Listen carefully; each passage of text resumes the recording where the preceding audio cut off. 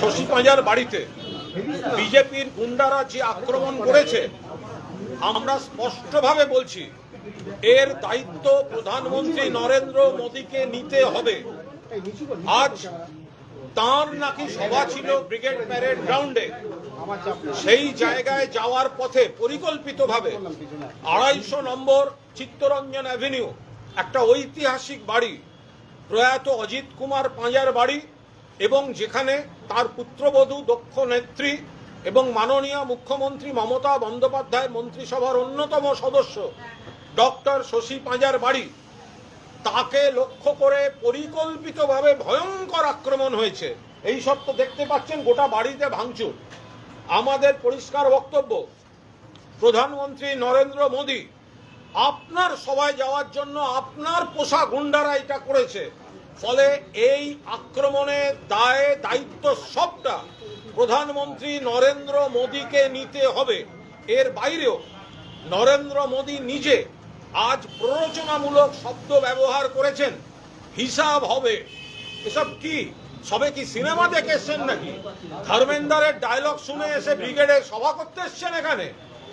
আর একজন বলছেন মাননীয় মুখ্যমন্ত্রী মমতা বন্দ্যোপাধ্যায়কে এমন ভাবে ইঙ্গিত করে কথা বলছেন, আইসিসিউ ইত্যাদি সেসব কথা বলছেন, এ তো প্ররোচনা দেওয়া হচ্ছে। ফলে আমরা কড়া ভাষায় এর নিন্দা করছি। বিজেপি বাংলাকে কখনো টাকা বন্ধ রেখেছে, কখনো প্রতিহিংসার রাজনীতি করছে, কখনো ভোটারদের ভোটাধিকার কাড়ার চেষ্টা করছে। এই পরিস্থিতিতে ক্ষমতায় আসার ওদের প্রশ্ন নেই, ক্ষমতায় আসার ইঙ্গিত নেই, গোহারা হারবে। তার আগেই পরিকল্পিতভাবে বাংলার উপর, বাংলায় যারা থাকেন তাদের উপর, এমনকি মহিলা মন্ত্রীর উপর এই কুৎসিত আক্রমণ আজকে ওরা করেছে। আমরা স্পষ্টভাবে বলছি এই হামলার দায়িত্ব প্রধানমন্ত্রী নরেন্দ্র মোদীকে নিতে হবে, কারণ তিনি এবং তারাই এই প্ররোচনার রাজনীতিটা করছেন। আর কিছু প্রসেসটা চলছে। আমি এখন গিয়ে আগে আমাকে ভর্তি করতে হলো, তাদের এমসি প্রায় 7-8টা এমসি সমস্ত হচ্ছে। তো সিও রিপোর্ট চেয়েছেন আপনার ঘটনা নিয়ে, নিশ্চয়ই সে রিপোর্টে যাবে। প্রশাসনের প্রচুর ফুটেজ, পুলিশের ফুটেজ রয়েছে যে কি করেছিল সেই সময় রণক্ষেত্র। ভারতীয় জনতা পার্টি ইট পাটকেল ইত্যাদি ছড়ে দিয়ে বোতলবাজি করে মানুষকে আহত করার জন্যে এবং মেরে ফেলার জন্যে, নিহত মারবে, খুন করবে, এই ফুটেজগুলো সমস্ত যাচ্ছে। দিদি, 1 ঘন্টারও বেশি সময় ধরে এরকম চললো তাণ্ডব, অথচ কেন্দ্রীয় বাহিনীকে নিয়ে চলে আসা হয়েছে অনেক ভোটের আগে। তাদের ভূমিকা নিয়েও এখন প্রশ্ন উঠছে এবং সিও জানতেও চাইছে যে কেন্দ্রীয় বাহিনীর অবস্থান কি ছিল সেই সময়। সেটা জানবেন ওখান থেকে। আমি এখানে কোনো কেন্দ্রীয় বাহিনীর কথা বলছি, আমাদের তো লাগে না এগুলো, তো ওরা জোর করে পাঠায়। এখানে কিন্তু ফেয়ার অ্যান্ড ফ্রি ইলেকশন হতে হয়, কিন্তু যারা ইতিমধ্যে জানে যে জিতবেন না তারাই কিন্তু এই গুন্ডাগর্দি। ওদের ব্রিগেডের থেকে এসইউসির ব্রিগেড বড় হয়। যে ব্রিগেডটা হয়েছে না, তার থেকে এসইউসির ব্রিগেড বড় হয়েছিল। এতখানি মাঠ ছাড়া, পেছন দিকটা অর্ধেক থেকে কাটা, ওপাশে তাঁবু ফেলেছে, ওপাশে মঞ্চ, দুপাশে ফাঁকা, যে কটা চেয়ার পেতে পেতে জায়গা ভরিয়েছে, বাইরের রাজ্য থেকে লোক এনেছে। ওদের যা লোক হয়েছে, ওর থেকে এসইউসিআই এর ব্রিগেড বড় ছিল।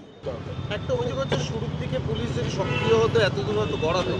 দেখুন, ওরা যেভাবে, এটা নিশ্চিতভাবে, আর পুলিশ যথেষ্ট সংযম দেখিয়েছে, কিন্তু ওরা যেভাবে আচমকা এতগুলি বাস থেকে, ওদের তো সব বাসে যারা আসছে তারা এসে পরিকল্পিতভাবে, যদি বাসের ভেতরে পাথর থাকে, কাঁচের বোতল থাকে, সেটা কে, এটা একটা সভায় যাওয়ার জন্য মাঝপথে যদি একেবারে পরিকল্পনা করে ডক্টর পাঁজার বাড়িতে অ্যাটাক করে দেয়, তো সেটা তো রাজনীতিতে, আমরা তো কখনো, ওদের একটা ব্রিগেড আছে, তো কেউ তো কোথাও বাধা দেয়নি রাস্তায়। তো এতগুলো ট্রেন এলো, অন্য রাজ্য থেকে লোক এলো, অন্য জেলা থেকে লোক এলো, তো একজন তৃণমূল কর্মী একটা ট্রেনে, একটা বাসে, কেউ তো কোথাও বাধা দেয়নি। ফলে এটা তো অনুমান করাটাই খুব কঠিন যে এখানে দাঁড়িয়ে গিয়ে একজন মহিলা মন্ত্রীর বাড়িতে এইভাবে তাণ্ডব করা হবে। আমাদের ছেলেরা জবাব দিতে পারত, তারা দেয়নি। এখন ওদের যারা হসপিটালে ভর্তি হয়ে আছে না, তারা অধিকাংশ কেউ ঘটনাস্থলেই ছিল না, সব নাটক করছে। যেহেতু এরকম বেকায়দায় পড়েছে, বুঝতে পারছে সমালোচিত হচ্ছে, সেই জন্য নাটক করার জন্য শুয়ে আছে। তাহলে যেটা বিজেপি অভিযোগ করছে যে প্রথম দিকে নাকি একদম যেটা ছিল এখান থেকে নাকি বিজেপি অভিযোগ বাড়ি থেকে। আচ্ছা, এইখান থেকে কেন বাড়ি থেকে পাথর ছোড়া হবে? সারা পশ্চিমবঙ্গে কোনো বাড়ি, এই বাড়িটা না অজিত পাঞ্জার বাড়ি, ডক্টর শশী পাঞ্জার বাড়ি। এই বাড়িটার সঙ্গে পাথর ছোঁড়ার সংস্কৃতির ওই বিজেপির অসভ্যতার কোনো সম্পর্ক নেই। আমি তো আবার বলছি, যারা বাংলার রাজনীতি জানে না, যারা কলকাতার ঐতিহ্যশালী রাজনৈতিক জায়গাগুলি জানে না, অজিত পাঁজার বাড়ি চেনে না, তারাই একমাত্র অসভ্যের মতো এই ধরনের মিথ্যা অভিযোগগুলো করতে পারে। অজিত পাঁজাকে চিনতেন? তার নাম অজিত পাঁজা, লোকটার নাম। তার পুত্রবধূ ডক্টর শশী পাঁজা, সুস্থ রুচির ধারক এবং বাহক। একটা অভিযোগ হচ্ছে ওদের গুন্ডারা হামলা করে ফেলেছে ড্যামেজ কন্ট্রোল করতে, এইসব পাল্টা নাটক হচ্ছে। শশীদের সঙ্গে কি ফোনে কথা হয়েছে? শশীদের সঙ্গে আমার দেখাই হয়েছে। আমি তো আমি একটু দূরে ছিলাম, আমি সঙ্গে আসছিলাম, আমাদের বহু সহকর্মী চারপাশ থেকে চলে এসেছিলেন। তখন আমরা পুলিশ যেহেতু বিষয়টা দেখছে, আমরা দায়িত্বশীল ভূমিকা পালন করেছি, আমাদের কর্মীরা দায়িত্বশীল ভূমিকা পালন করেছেন, নইলে কপালে দুঃখ ছিল ওদের। কিন্তু আমরা সেই প্ররোচনায় পা দিইনি। আমরা চাই মানুষ ভোটে বিচার করুন, ওরা গুন্ডামি করেছে। তো আমি এখানে আসছিলাম, ততক্ষণে শশীদি আবার তৃণমূল ভবনের দিকে যাচ্ছিলেন, ফলে আমি তৃণমূল ভবনে যাই। ওখানে আমার সঙ্গে ওনার দেখা হয়েছে, কথা হয়েছে, তারপর আমি এখন এসেছি। আর এক শেষ প্রশ্ন, এই ঘটনার জাস্ট 15-20 মিনিটের মধ্যে বোধহয় প্রধানমন্ত্রী মঞ্চ থেকে বললেন যে হিসেব হবে। প্রধানমন্ত্রী প্ররোচনা দিচ্ছেন, প্রধানমন্ত্রী এবং বিজেপি নেতারা প্ররোচনা দিচ্ছেন, উত্তেজক শব্দ ব্যবহার করছেন। প্রধানমন্ত্রী ভাষণ দেখে এখানে মহিলা মন্ত্রীর বাড়ি অ্যাটাক হচ্ছে, শশী পাঁজার বাড়ি অ্যাটাক হচ্ছে, মমতা বন্দ্যোপাধ্যায় নেতৃত্বাধীন মন্ত্রিসভার একজন মহিলার মন্ত্রীর বাড়ি অ্যাটাক হচ্ছে, আর প্রধানমন্ত্রী বলছেন সব হিসাব হবে।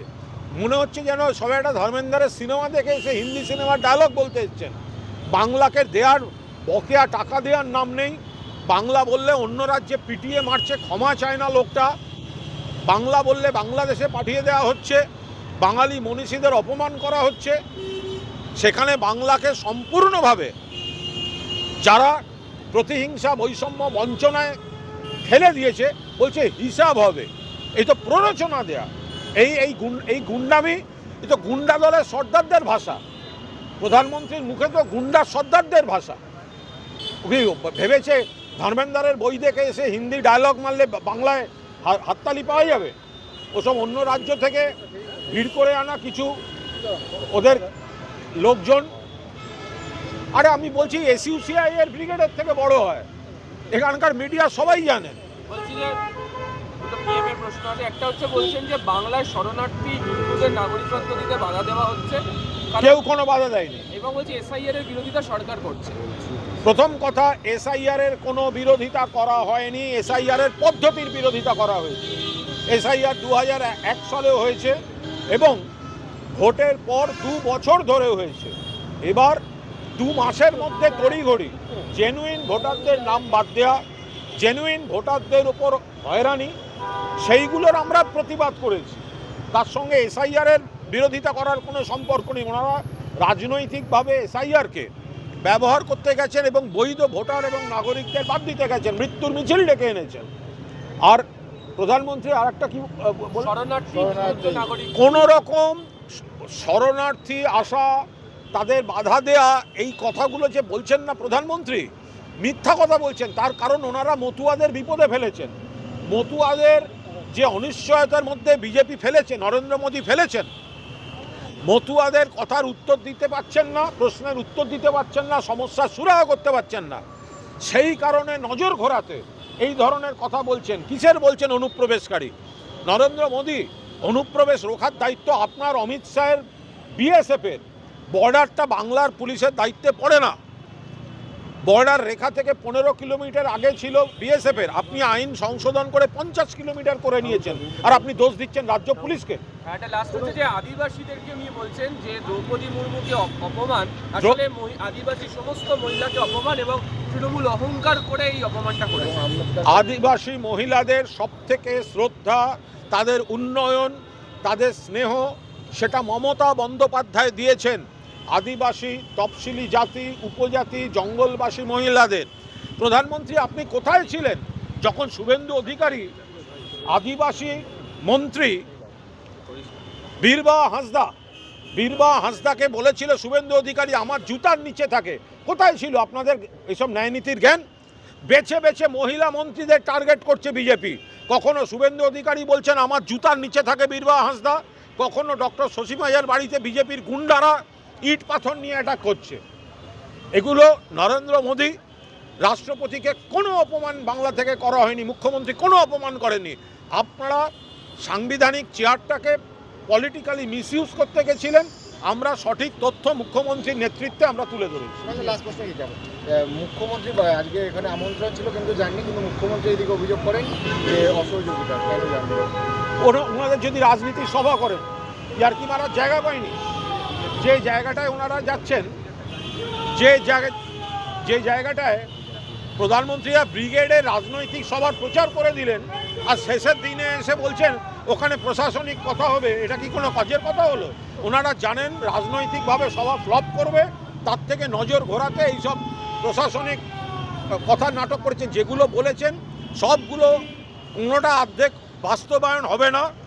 অর্ধেক প্রজেক্টে বাংলার সরকারকে টাকা দিতে হয়, বাংলার ন্যায্যত পাওনা টাকাগুলোই দিচ্ছে না, তো তার আবার বড় বড় কথা প্রধানমন্ত্রী।